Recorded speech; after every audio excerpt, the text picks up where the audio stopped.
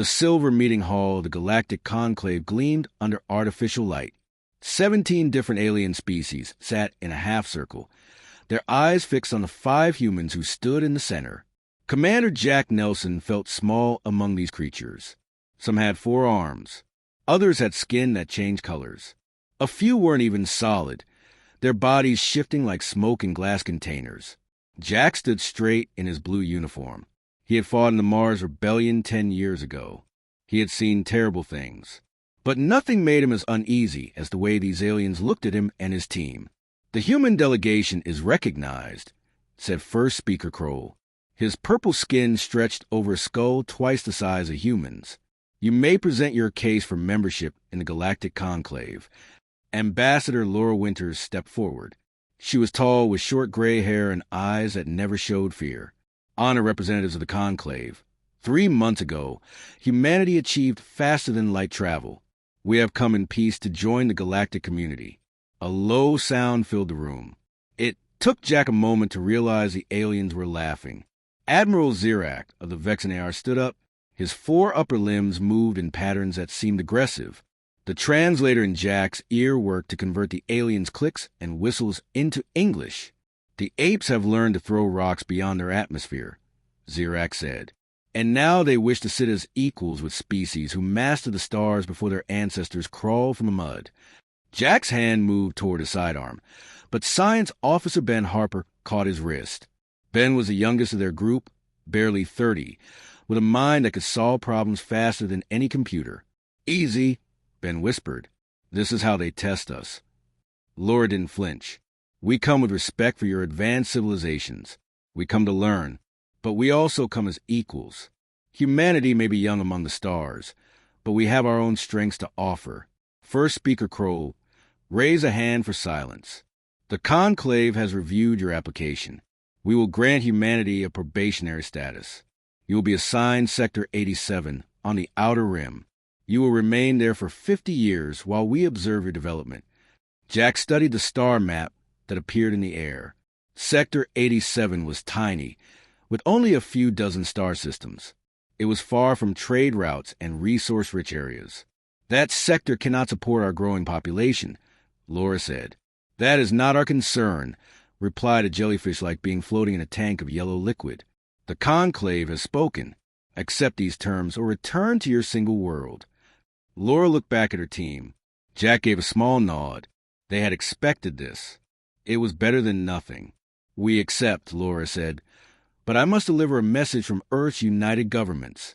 Judge us by our actions, not your prejudice.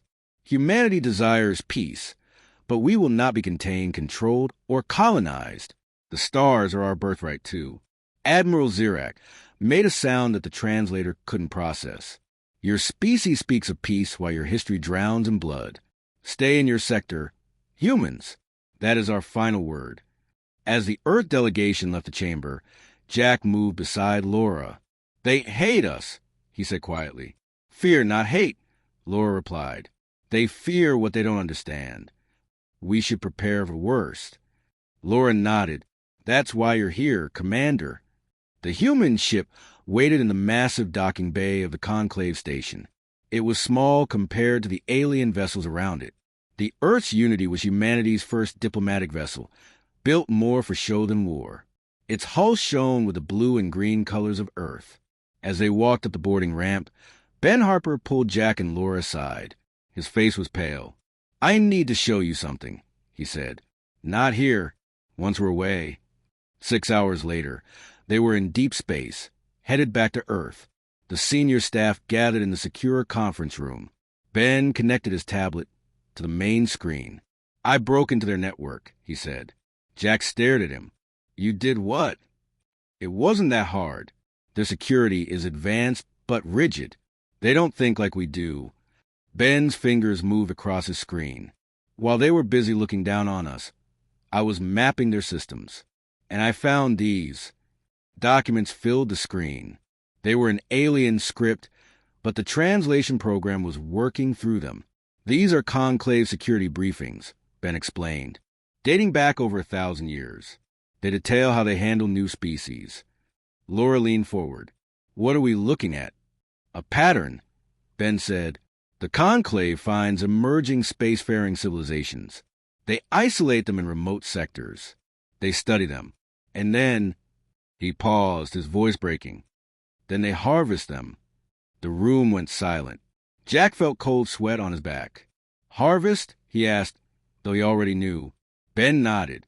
In the last millennium, 6 other species achieved faster-than-light travel. All were contacted by the Conclave. All were given small, isolated sectors. None exist today. He showed them more files. The clinical language couldn't hide the horror. The Conclave didn't just conquer. They process entire worlds.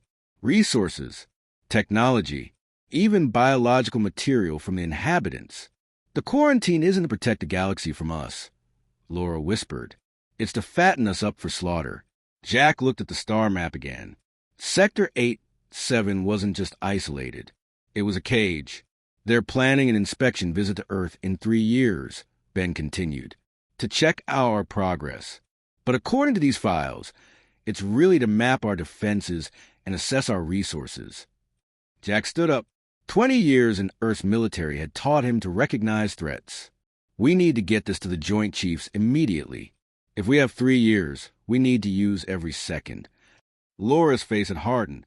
The diplomat was gone, replaced by something older and more dangerous. They think we're savages? They have no idea what humanity is capable of when backed into a corner. The Earth's unity pushes engines to the limit, racing home with its terrible warning. On the bridge, Jack watched the stars streak by. He thought about human history. Yes, it was filled with war, but it was also filled with stories of the underdog winning against impossible odds. The aliens had made a terrible mistake. They had judged humanity by its past. They should have judged it by its potential.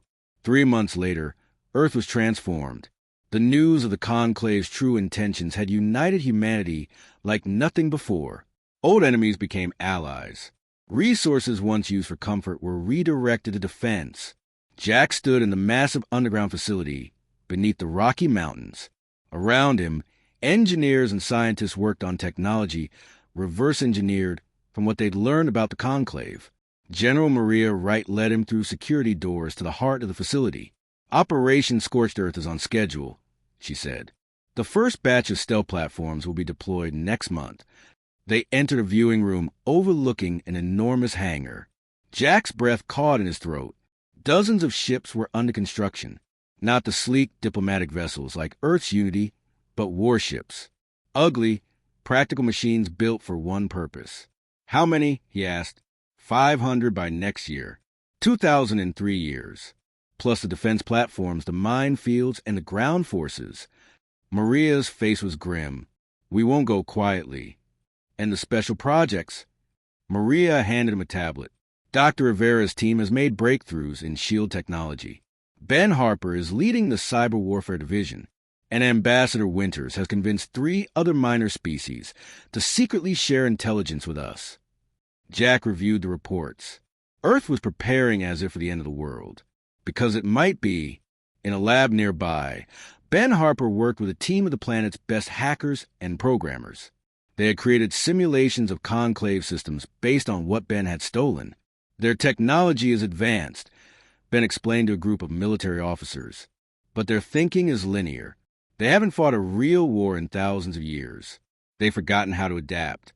Laura Winters was in Geneva, addressing the United Earth Council. Her words were broadcast to every corner of the planet. The Conclave believe they are dealing with primitives, she said. They see our history of conflict as weakness, but they don't understand what it means. Humanity hasn't just survived its wars. It has learned from them. Each conflict taught us to be stronger, smarter, more resourceful. She paused, looking at the representatives of Earth's nations. The Conclave has existed for 12,000 years without serious challenge. They believe themselves to be gods. But we know better. We know that even gods can bleed. 3 years passed. Earth changed. Military service became mandatory. Every resource was directed toward survival. The stars that had once promised adventure now threatened extinction. The day came. Conclave ships appeared at the edge of the solar system. A fleet of 30 vessels, led by Admiral Zirak himself.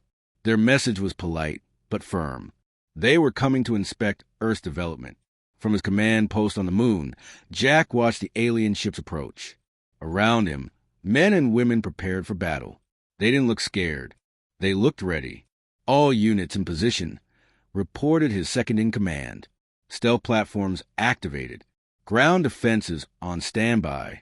Jack opened a channel to Admiral Zirak's ship. Conclave vessels. This is Commander Jack Nelson of Earth Defense. Welcome to Sol System. We've been expecting you. The response came quickly. Commander Nelson, we are pleased to see your species adapting to galactic standards. Our inspection will be brief and non-intrusive. Jack smiled. It wasn't a happy expression. We look forward to showing you exactly what humanity has achieved since we last met. He closed the channel and turned to his staff. All ships, battle stations. Operation Scorched Earth is now active. The Conclave was coming to map Earth's defenses for an invasion. They would find hell instead. The galaxy had been warned. Now it would learn just what that warning meant. The Conclave ships moved past the orbit of Neptune, their engines glowing with blue light. There were 30 vessels in total. 6 massive dreadnoughts led the way, followed by smaller cruisers and frigates. They moved in perfect formation, like dancers following steps they had practiced for 1,000 years. Admiral Zirak stood on the bridge of his flagship, the Eternal Wisdom. His 4 upper limbs were folded in a gesture of satisfaction. The lower limbs kept him steady on the polished floor. Around him, his crew worked at their stations. Most were Vexenar like him, but some were from other conclave species. The humans have deployed defensive satellites around their 4th planet, reported his sensor officer. Primitive technology. Nothing that concerns us. Zirak clicked his mouth parts together in what his species considered a smile. As expected, begin detailed scans of their defenses. I want to know everything about their military capabilities. What the humans called Mars grew larger on the main screen. The red planet had small settlements on its surface and several stations in orbit. The conclave ships would pass close to it on their way to Earth. Sir, said the communications officer, the humans are hailing us again. Ignore them, Zirak ordered. They will learn their place in the galaxy. The flagship passed the orbit of the small moon Phobos. Sensors showed it was just a chunk of rock, natural and uninteresting. Then everything changed. Alarms screamed across the bridge. The tactical display lit up with hundreds of new contacts appearing out of nowhere. Impossible, shouted the sensor officer.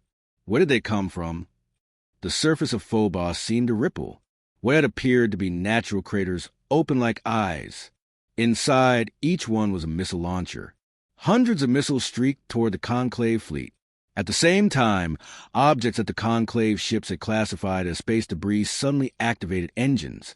They were mines, and they were moving directly into the path of the alien vessels. Raise shields. Zirak screamed. Evasive maneuvers. But it was too late. The first wave of mines detonated. They didn't explode with simple force. Instead, they released pulses of energy that disrupted the conclave shields. Gaps appeared in the defensive fields surrounding the ships. Through these gaps came the missiles. They weren't explosive weapons. They were solid rods of tungsten moving at incredible speeds. When they hit the conclave ships, they punched clean through the hulls. The first dreadnought to die was directly ahead of Zirak's flagship. One moment it was there. The next it was breaking apart, atmosphere venting from a dozen massive holes in its structure. Zirak stared in disbelief. This was impossible. The humans were primitives. They couldn't have this kind of technology. They couldn't have hidden it from conclave scans. Sir, we're detecting more weapons platforms. They're activating all around us. What the conclave had thought were small asteroids in the Mars orbital zone were actually stealth platforms. They opened like metal flowers, revealing energy weapons unlike anything the conclave had seen from such a young species. Beams of focused particles sliced through the alien formation. 2 more dreadnoughts died in the first volley. On the moon base, Commander Jack Nelson watched the battle unfold on the tactical display. The room was quiet except for the calm reports of his officers. First wave successful, said his weapons officer. 3 dreadnoughts confirmed destroyed. 2 cruisers heavily damaged. Jack nodded. Launch the attack ships. Let's see if Admiral Zirak remembers our warning. From the surface of Mars, hundreds of small fighters launched. They were ugly little ships, built for function rather than beauty. Each carried a single pilot and enough weapons to destroy a ship many times its size. The human pilots didn't fly in the orderly formations the Conclave used. They swarmed like angry insects, each following their own path, but somehow working together. They targeted the damaged Conclave ships first, finishing what the first strike had started. On Earth, in the underground command center beneath Olympus Mons on Mars, Fleet Admiral Susan Rodriguez watched the battle with cold eyes. She had once been a teacher before the Conclave threat united humanity. Now she commanded Earth's entire defense force. The Conclave is attempting to regroup, reported her tactical officer. Their remaining ships are forming a defensive sphere. Susan studied the display. They're still scanning us. Even now, they're gathering intelligence for the invasion force. She tapped a command into her console. Activate the second phase. Across the solar system, more hidden weapons revealed themselves. Stealth ships that had been hiding in the shadow of Jupiter's moons. Defense platforms disguised as research stations. Even civilian ships suddenly dropped their fake outer hulls to reveal military vessels beneath. It was humanity's answer to the Conclave's planned extinction, a trap 3 years in the making. On his flagship, Admiral Zirak was no longer calm. Half his fleet was destroyed or damaged. His sensors showed hundreds of human ships closing in from all directions. Send a message to Earth, he ordered. Tell them this is an inspection mission. Tell them to cease fire immediately. The message was sent. The response came quickly. Zirak watched as Admiral Rodriguez's face appeared on his screen. She was an older human female with dark skin and eyes that reminded him of a predator. We were warned about you, she said. We've seen your plans. This is an inspection. It's reconnaissance for genocide. Humanity will not go quietly. The transmission ended. Zirak turned to his second-in-command. Order all ships to jump to hyperspace. We must return to Conclave space and report this. Sir, the humans have deployed some kind of interference field. Our hyperdrive cannot function within it. For the first time in his long life, Zirak felt true fear. Then we fight our way out. All weapons, fire at will. The battle raged for 6 hours. The Conclave ships fought with the skill of a species that had ruled the stars for millennia. But the humans fought with the desperation of a species facing extinction. Jack Nelson led a boarding team onto one of the damaged Conclave cruisers. His soldiers moved through the alien corridors, facing creatures they had only seen in briefings. The fighting was brutal and close. Many died on both sides. Secure the engine room, Jack ordered over the radio, and find their central computer. Ben Harper was with another team on a different Conclave ship. The young science officer had insisted on coming. His knowledge of alien technology made him too valuable to leave behind. Their systems are more advanced than we thought, Ben said as he worked on the alien computer terminal. But the architecture is exactly what we expected. Downloading now. Across the battlefield, Susan Rodriguez directed the human forces. She had studied old Earth wars for 3 years, learning lessons from every conflict in human history. The Conclave fought like an empire used to easy victories. Humanity fought like cornered animals. Admiral, her communications officer said, Conclave ships are trying to retreat past the orbit of Jupiter. They're attempting to reach open space for a hyperspace jump. Susan studied the tactical display. 20 of the 30 Conclave ships were destroyed. The survivors were badly damaged. Let them go, she said. They've seen enough. The human forces pulled back, opening a path for the Conclave ships to escape. The aliens took it, their engines pushing to maximum as they fled the solar system. In the aftermath, the human ships collected their dead and salvaged what they could from the destroyed alien vessels. The technology they captured would help Earth prepare for what was coming next.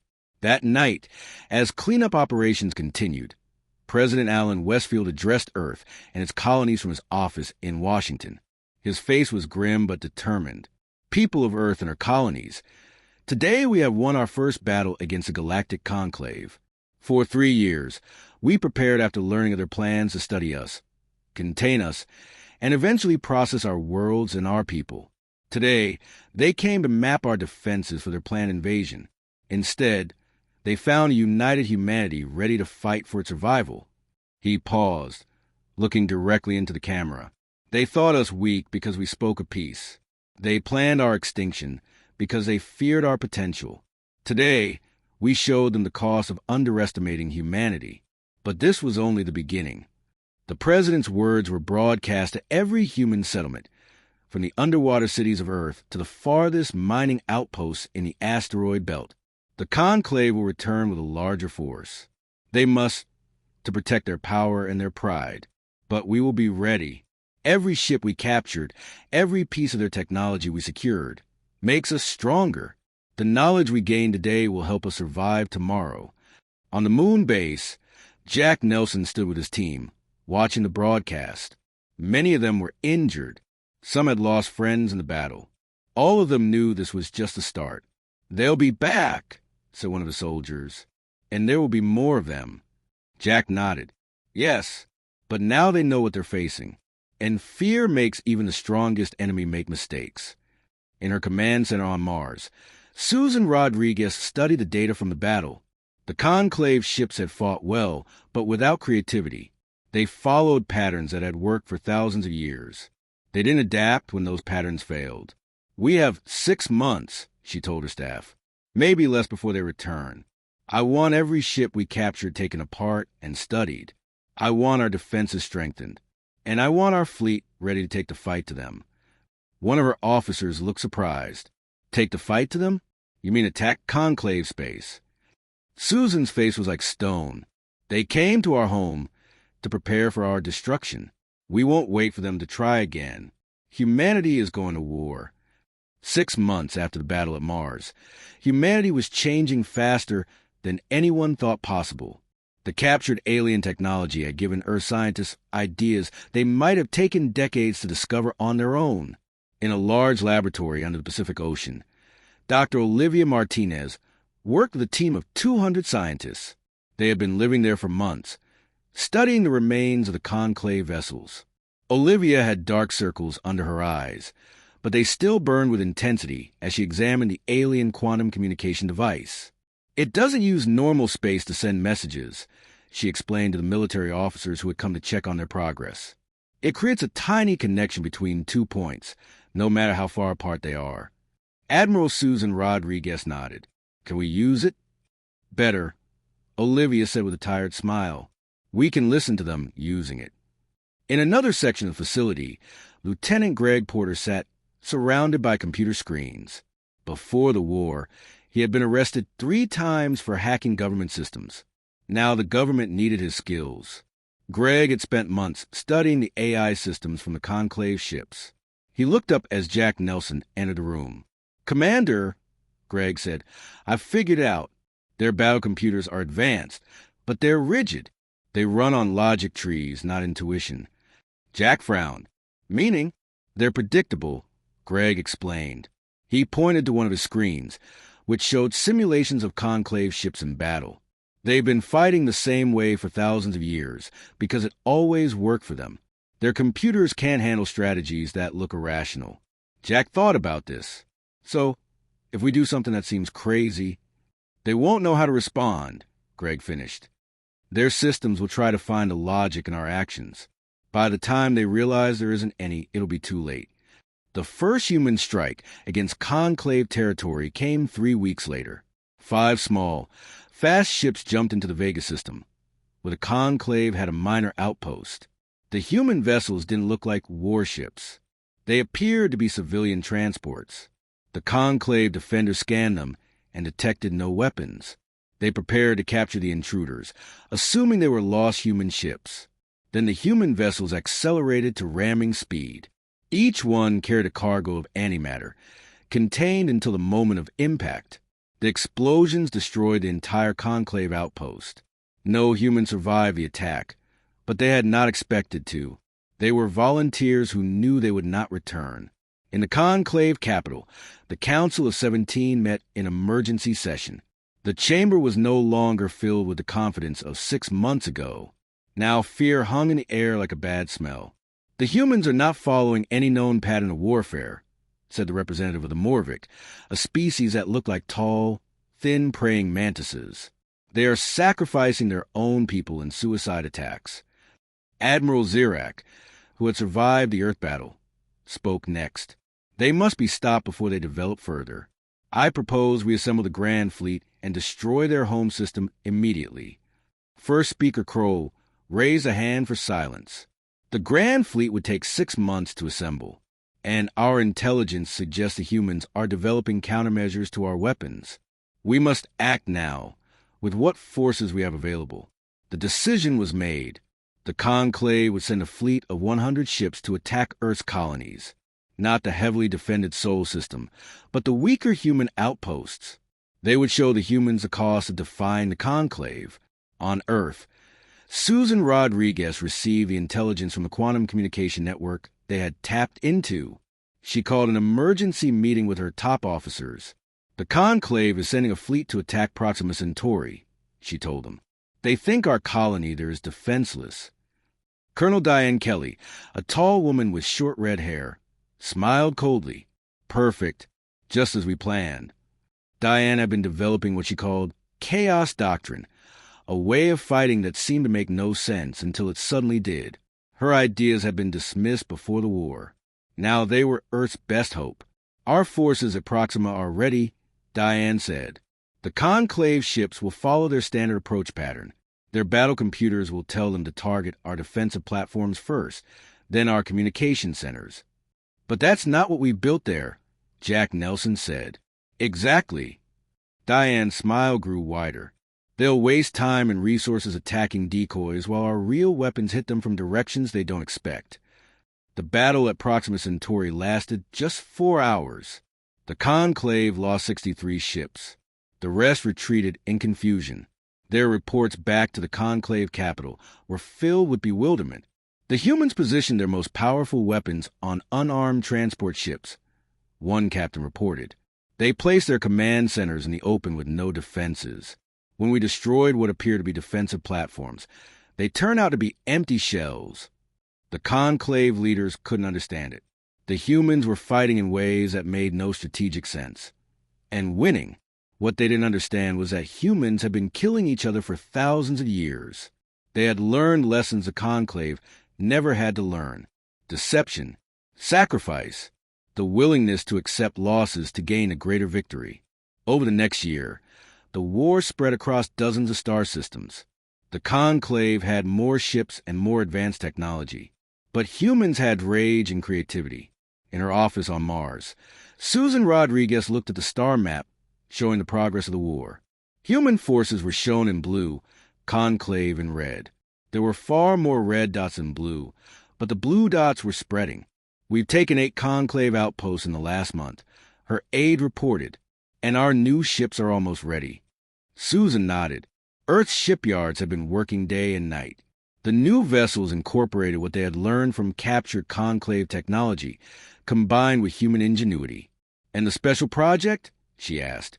Dr. Martinez says it's ready for testing. The special project was a weapon unlike anything the Conclave had ever seen.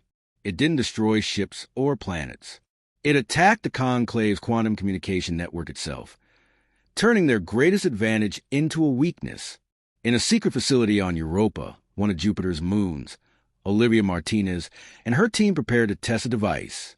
It was surprisingly small, just a black cube about 1 meter on each side.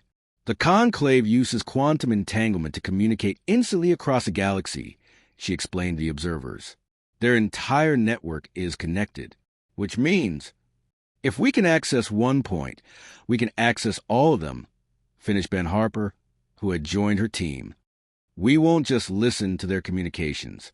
We'll control them. The test was successful. For 10 minutes, they were able to send false messages through the Conclave network. Ships were ordered to wrong locations. Defense platforms were shut down for maintenance.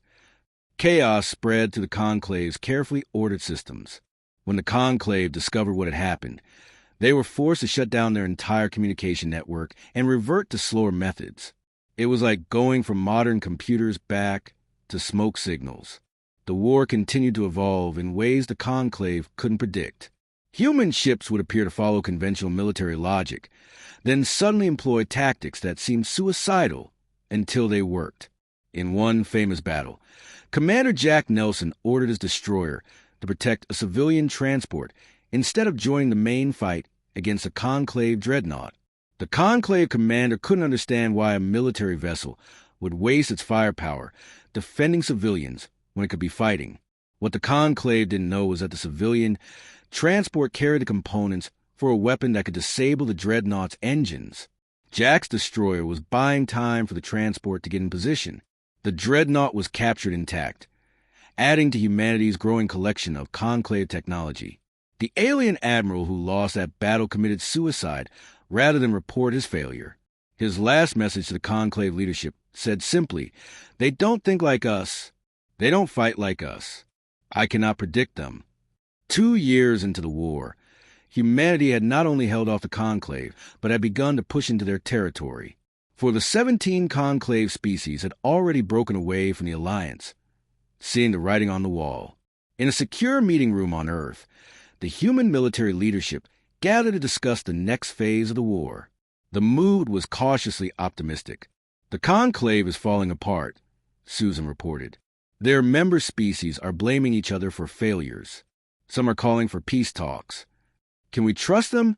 asked President Westfield. He had aged visibly since the war began. Jack Nelson, now promoted to admiral after several successful campaigns, shook his head.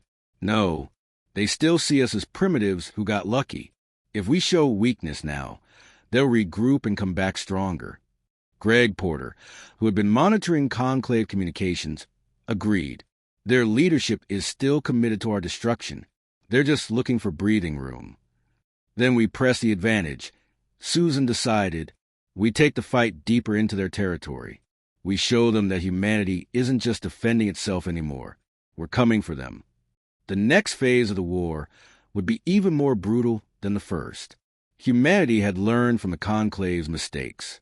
They would not underestimate their enemy. They would not show mercy. They would not stop until the threat was eliminated forever. As the meeting ended, Jack found himself standing next to Diane Kelly, who had become one of Earth's most successful fleet commanders. "Sometimes I don't recognize what we become," Jack said quietly. 3 years ago, we were exploring the stars, looking for new friends. Now we're planning the destruction of entire worlds. Diane's eyes were hard. "We didn't start this war, but we will finish it. The galaxy was warned about humanity. Now they're learning why." 6 years had passed since the first battle at Mars. The war had spread across hundreds of star systems. Humanity had gone from fighting for survival to taking the offensive. Human ships now regularly attacked Conclave worlds and outposts. The great alien alliance that had ruled the galaxy for 12,000 years was beginning to crumble. On the Conclave capital world of HFY, the Council of 17 met in their grand chamber, but there were no longer 17 representatives. Only 13 species remained loyal to the Conclave, for it had already signed separate peace treaties with Earth. First Speaker Kroll looked older than he had 6 years ago. His purple skin had faded to a dull gray. His voice, once powerful, now trembled slightly as he addressed the council. "The humans have taken the Orion sector," he said.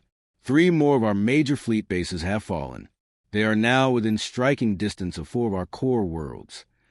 Admiral Zirak, who had somehow survived 6 years of failures, spoke next. "We still outnumber them. We still have more advanced technology in many areas. If we combine our remaining fleets for one massive assault on their home system, we can end this war." Some of the council members nodded in agreement. Others looked doubtful. "The last 3 times we tried to attack their home system, they knew we were coming," said the representative of the Morvic. "Their quantum communication hackers seem able to break into our most secure channels.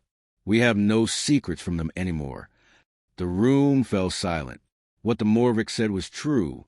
Somehow, the humans always seemed to know the Conclave's plans before they were carried out. Ships sent to ambush human forces found empty space. Traps set for human fleets ended up trapping Conclave vessels instead. "There is another option," said a new voice. All heads turned to look at General Kree of the Voltar, a species known for its coldness and logical thinking. "We have avoided using our planet-killer weapons because we wanted to preserve human worlds for processing. But perhaps the time has come to show these primitives the full might of the Conclave." A murmur ran through the chamber. The planet-killers were the Conclave's most terrible weapons. They could sterilize an entire world in hours, killing all life on the surface. They had not been used in over 5,000 years. "If we destroy one of their colony worlds," General Kree continued, "they will understand the price of continuing this war. They will surrender." First Speaker Kroll closed his eyes for a moment, then nodded slowly. "Prepare the planet killers. Target the human colony on New Eden. It is their most productive agricultural world. 8 million humans live there." On board the Earth battlecruiser Defiance, Admiral Jack Nelson received the news from Earth's intelligence network. The Conclave were preparing to use their planet killers against New Eden. There was no time to evacuate the colony. Millions would die. Jack immediately called an emergency meeting with Fleet Admiral Susan Rodriguez, who was now Supreme Commander of all Earth forces. Her face on the communication screen looked grim. "We've confirmed it," she said. 3 Conclave dreadnoughts carrying antimatter bombardment systems are headed for New Eden. They'll arrive in 48 hours. "My fleet can intercept them," Jack said. "We're the closest." Susan shook her head. "Your 8 ships against 3 of their dreadnoughts would be suicide. And we have intelligence that they're being escorted by at least 20 support vessels. We can't just let them kill 8 million people." "We won't." Susan's face hardened. "I've spoken with President Westfield and the Joint Chiefs. We're authorizing Operation Nemesis." Jack felt a chill run down his spine. Operation Nemesis was Earth's darkest contingency plan. It had been developed years ago, but never implemented because of its terrible nature. "Are we sure about this?" he asked quietly. "They've left us no choice," Susan replied. "Prepare your fleet, Admiral. You have new orders." 2 days later, the Conclave dreadnoughts arrived at New Eden. The beautiful green world hung in space before them, unaware of what was about to happen. The human defenses were strong, but not strong enough to stop the planet killers. The antimatter bombardment began.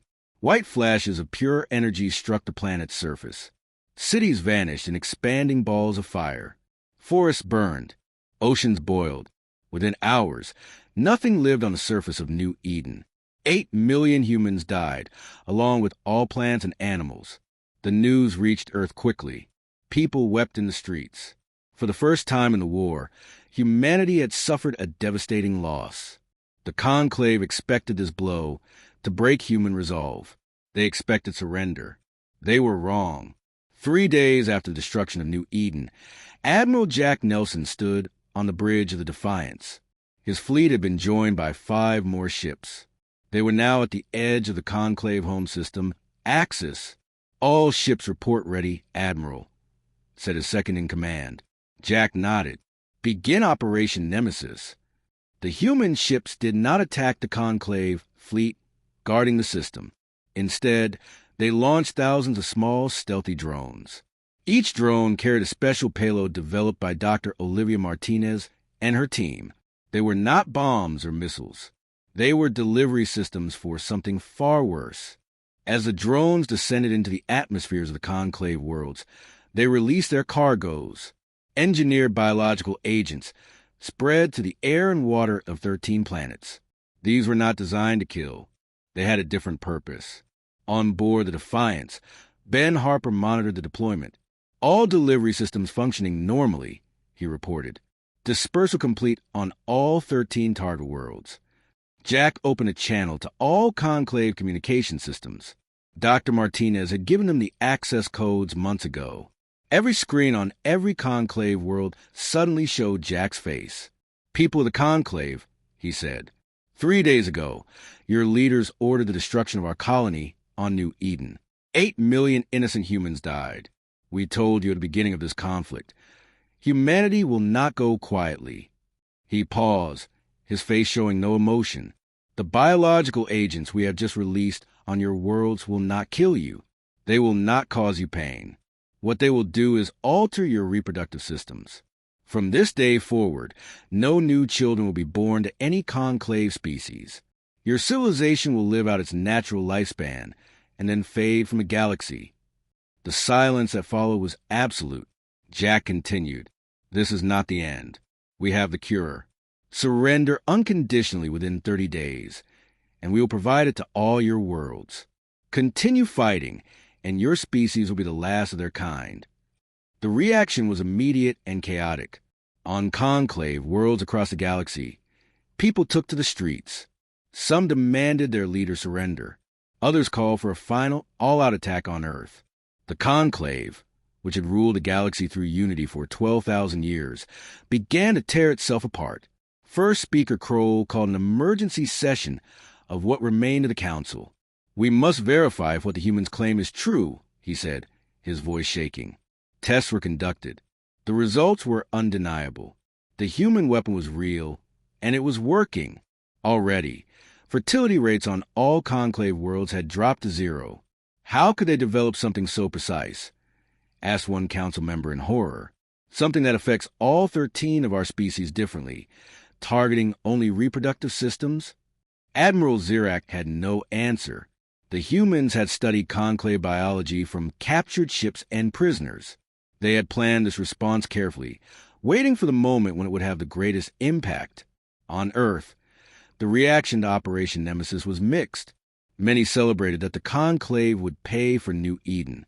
Others were troubled by the moral implications of what was essentially genocide, even if delayed.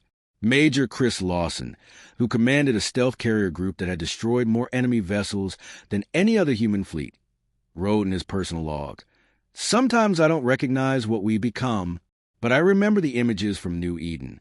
I remember why Mercy died." President Westfield addressed the people of Earth and her colonies the day after Operation Nemesis was launched. His face was solemn as he explained what had been done. "This is not a decision we made lightly," he said.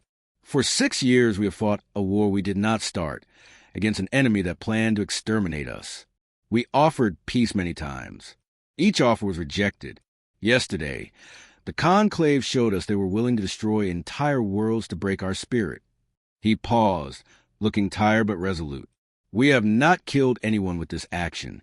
We have given the conclave a choice. End this war and live, or continue fighting and fade from history. The decision is theirs." 3 more conclave species defected within the week, signing separate peace treaties with Earth. They received the cure immediately. Their population celebrated in the streets, relieved that their futures were secure. The remaining 10 species were divided. Some wanted to surrender. Others, led by Admiral Zirak, called for a final, desperate attack on Earth. "Better to die fighting than live on human terms," Zirak told the council. "They are still primitives. They should not dictate the future of the galaxy."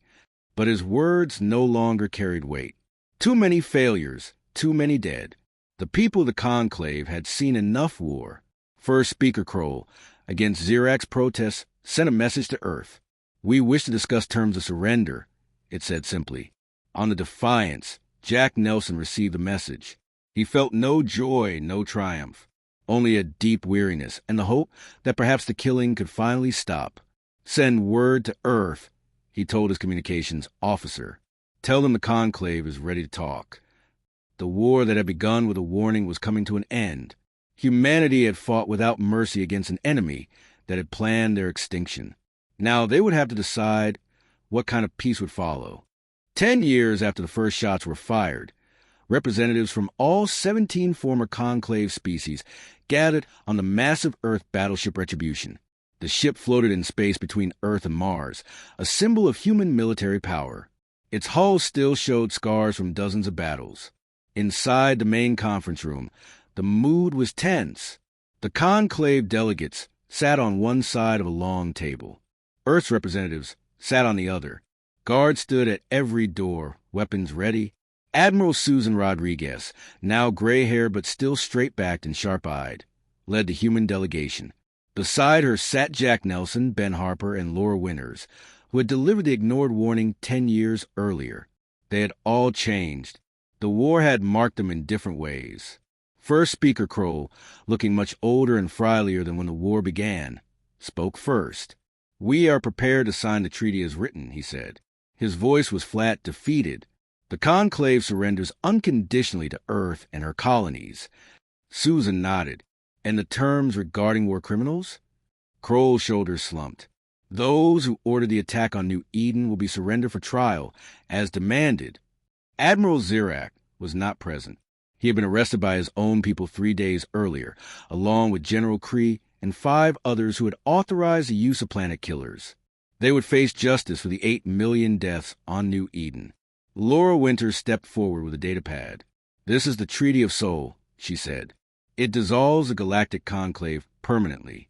Each species will govern itself. No single power will control the galaxy again."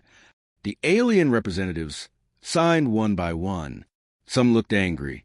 Others seemed relieved. The war had cost all of them dearly.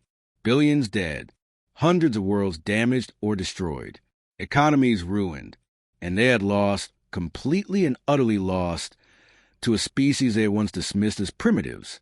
When the signing was complete, Laura placed another document on the table. "This is the charter for the new Galactic Covenant," she said. "Earth does not seek to replace the Conclave with our own empire. Instead, we propose an alliance of equals. Each species will have one vote. None will dominate the others." The aliens looked surprised. They had expected harsh treatment from the victors. Instead, humans were offering partnership. "The cure for the sterility agent has already been distributed to all former Conclave worlds," Laura continued. "As a sign of good faith, we fought without mercy, but we will build with compassion." That evening, after the aliens had returned to their ships, the human leaders gathered in Susan's private quarters on the Retribution. They shared a bottle of rare whiskey, saved for this moment. "To peace," Susan said, raising her glass. They drank quietly, each lost in their own thoughts. "Do you think it will last?" Jack asked after a while. Laura nodded. "The old order is gone. They saw difference as weakness. We know it as strength. No species will ever again face extinction for the crime of being unlike others." Ben Harper, who had aged the most visibly during the war, looked out the viewport at the stars. "We've changed too," he said softly. 10 years ago, we were explorers. Now we're the most feared military power in the galaxy. "That's not all we are," Laura said firmly. "What matters is what we do next." The next 5 years were difficult. Rebuilding took time. Trust came even more slowly. Former Conclave worlds watched humans carefully, wondering if Earth would become the new tyrant of the galaxy. But humanity surprised them. Earth ships brought aid to devastated planets. Human scientists shared technology freely. The Galactic Covenant grew stronger as more species saw that humans meant what they said about partnership. New Eden was not forgotten. A memorial orbited where the planet had once been, bearing the names of all who had died there. Every ship that passed lowered its shields in respect. The war criminals faced justice. Admiral Zirak and the others responsible for New Eden's destruction were tried by a court with judges from all species, including humans. They were sentenced to spend the rest of their lives rebuilding worlds damaged in the war. Jack Nelson retired from military service and became an ambassador to former Conclave worlds. He worked to build understanding between species that had once been enemies. In his first speech to the Voltar, whose cold logic had once proposed using planet killers, Jack said, "We fought because we had to. We won because you underestimated us. But victory means nothing if it doesn't lead to a better galaxy for all." Susan Rodriguez remained in command of Earth's fleet. "Peace through strength," she often said. Human ships patrolled trade routes, protecting all species from pirates and those who might try to seize power. Ben Harper led efforts to create new technologies that would benefit everyone. The quantum communication network, once used for war, now connected the galaxy for trade and cultural exchange. Laura Winters became the first president of the Galactic Covenant. Under her leadership, the new alliance grew to include 30 species. Not just the former Conclave members, but others who had stayed neutral during the war. 20 years after the signing of the Treaty of Soul, the galaxy had changed completely. The memory of the Conclave's rule was fading. A new generation was growing up in peace, learning history but not bound by its hatreds. On the anniversary of the treaty, a great gathering was held on Earth. Representatives from 50 species attended, many of which had joined the Covenant in recent years. Laura Winters, now retired from politics but still respected throughout the galaxy, gave a speech at the celebration. Her hair was white, but her voice remained strong. 20 years ago, we ended a war that nearly destroyed us all, she said. We fought without mercy because we had to survive. But survival alone is not enough. What matters is how we live after survival is assured. She gestured to the diverse crowd, beings of all shapes and forms mingling peacefully. Look around you. This is what we fought for. Not dominance, not revenge, but the right of all intelligent life to exist in peace, to learn from each other, to build something greater than any one species could create alone. In the audience, Jack Nelson sat with friends both human and alien. Beside him was Kel, the son of Admiral Zirak. The young Vectanar had become a diplomat like Jack, working to ensure the mistakes of the past were not repeated. Your father would be proud, Jack told him quietly. Kel's mouth parts moved in what his species considered a sad smile. He died believing humans were savages who got lucky. He never understood what really happened. And what was that? Jack asked. The Conclave ruled through fear for 12,000 years. They forgot that fear creates either submission or rebellion, nothing in between. Kel looked at the diverse crowd around them. Humans chose rebellion, and then they chose mercy when they could have chosen extinction for their enemies. Jack nodded. It wasn't an easy choice.